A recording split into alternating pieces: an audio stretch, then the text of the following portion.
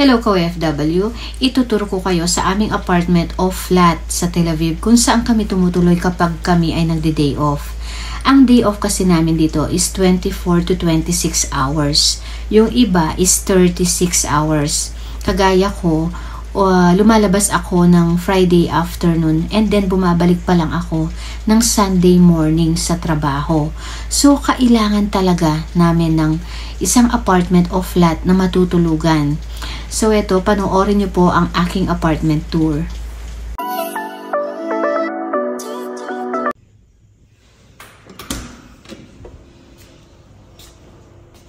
Yan, apartment tour tayo today.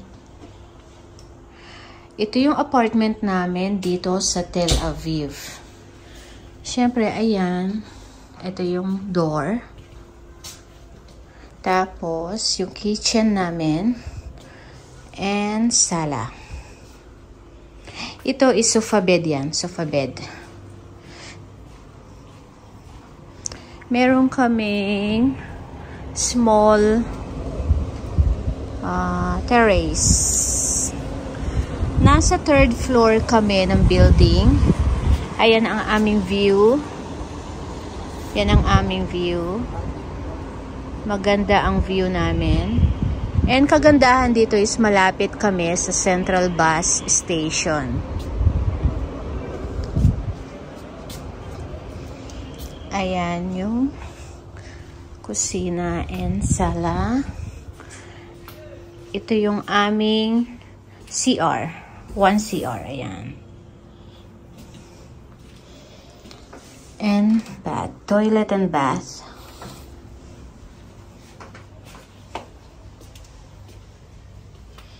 Ito, dalawa ang room. Ito yung room na bomb shelter namin. Ito is sofa bed yan. Bomb shelter namin yan. Ito siya, yan. Bomb shelter yan. Tingnan nyo naman yung matibay. Steel talaga. Tapos ito yung pangalawang room namin. Double deck. Yan. Nasa gitna yung toilet and bath.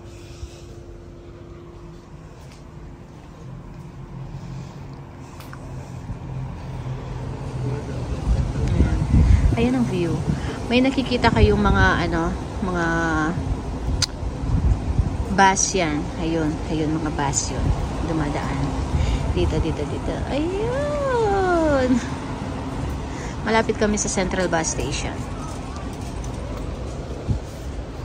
Yan, ang aming apartment dito sa Tel Aviv na tinatawag naming flat. Kung tutuusin, itong apartment namin ay maaliwalas na kaysa sa iba. Yung iba kasi ang sisikip.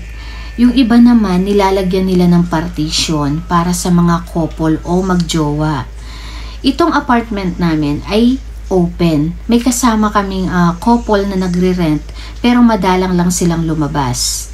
Alam nyo ba na 21 kaming katao na nagre-rent dito sa flat na to? Karamihan sa amin ay hindi lumalabas. Full stay sila sa kanilang mga amo. Yung mga lumalabas, kasama na ako doon weekly, usually 4 or 5 lang kami. Pero kung may mga okasyon, marami yung mga lumalabas, mga 10 hanggang 15 na katao yung lumalabas. Ang ginagawa namin is naglalatag na lang kami ng mattress doon sa sala. Kasi maaliwalas naman yung sala namin. Siguro iniisip nyo bakit yung iba hindi naman sila lumalabas. Tapos nagre-rent pa sila ng apartment. Mahalaga ang may apartment o flat kapag caregiver or OFW ka dito sa bansang Israel. Kasi kapag namatay ang amo mo, automatic aalis ka na sa bahay niya. At hindi lang yon, kapag umuwi ka ng Pilipinas, before and after ka magbakasyon, kailangan mo ng flat na matutuluyan. Magkano naman namin binabayaran ito monthly? Ito depende sa location at kung gaano nakatagal yung building. Ang sabi ko nga doon sa video, malapit kami sa Central Bus Station. Kaya maganda yung lokasyon. At yung building na to, I think mga 6 to 8 years pa lang na napagawa. Kasi dumating ako dito ng January 2015. So 9 years na po ako dito sa bansang Israel. Wala pa tong building na to. Malaking parking lot lang yan dati. Ang binabayad namin dito monthly is 6,600 shekel. Kung i-convert mo yun sa peso, kasi 1 shekel is 15 pesos. So, i-multiply mo yan ng 6,600 shekel multiply by 15 is 99,000 pesos.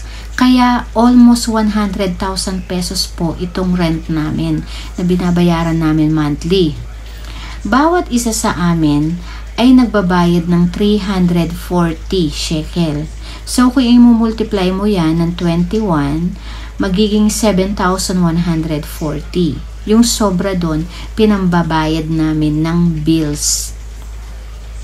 Itong 340 shekel, kung i-convert mo yan sa peso, is more than 5,000 pesos na yan. Pwede na natin ipambayad ng kuryente sa Pilipinas, diba? Pero, hindi mo kailangan panghinayangan yung 340 na binabayad mo sa apartment. Kasi mas mahalaga pa rin na may matutuluyan ka kapag namatay ang amo mo. Hindi yung kapag nawala yung amo mo, doon ka pa lang maghahanap ng apartment. Medyo mahirap kasi maghanap ng apartment. Yon, kung nagustuhan niyo po ang aking video, paki-like po itong video na to and subscribe po sa aking channel for more OFW goals and syempre about Israel na rin. Maraming salamat and God bless.